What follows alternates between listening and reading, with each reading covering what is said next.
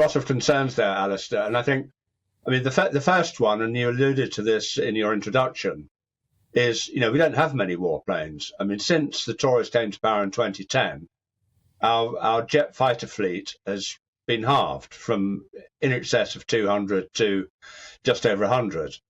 And of those, once you dig down deep and service maintenance and repairs and all the rest of it, we don't have many warplanes. So that's the first thing. And we've seen this when we gave the Challenger tanks to Ukraine. Immediately the army says, well, we need replacements because everything's been pared down to the bone or hollowed out, to use the military term. Yeah. So that's one concern. The other concern is it does take quite a long time to train people up to fly these very sophisticated fighters. Of course, Ukraine is not a NATO country.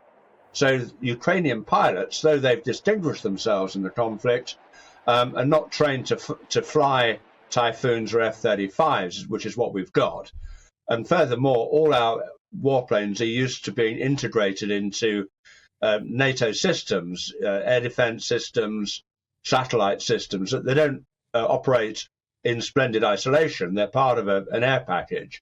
So to integrate the Ukrainians into this is quite a big step and quite a complicated step. So when Ben Wallace says, giving a warplane like a Typhoon to Ukraine is like going from giving a bicycle to a Formula One car, there's some merit in that comment.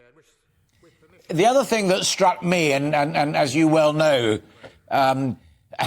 being the son of a former Royal Air Force officer, there's another fundamental difference between the Royal Air Force's fleet of Tornado fighter jets and the British Army's Challenger tanks. And that is, thank God, at the moment, we're not engaged in a battlefield struggle with anybody that would mean that we might suddenly need, as we did in Iraq, all of the tanks that we had available to us.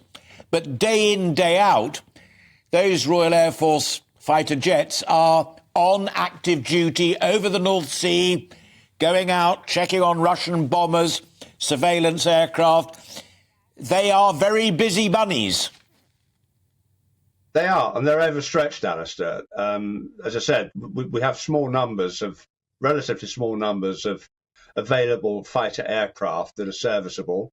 So, I mean, I've actually flown in a Typhoon from RAF Coningsby, and they're very, very impressive bit of kit.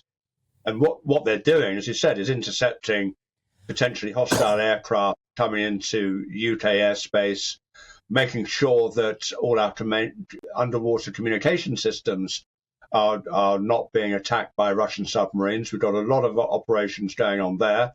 Plus, we've got deployments of Typhoons up in the Baltic states to reassure them against any acts of Russian aggression. So they are very busy, and I'm not sure how many we've got to spare.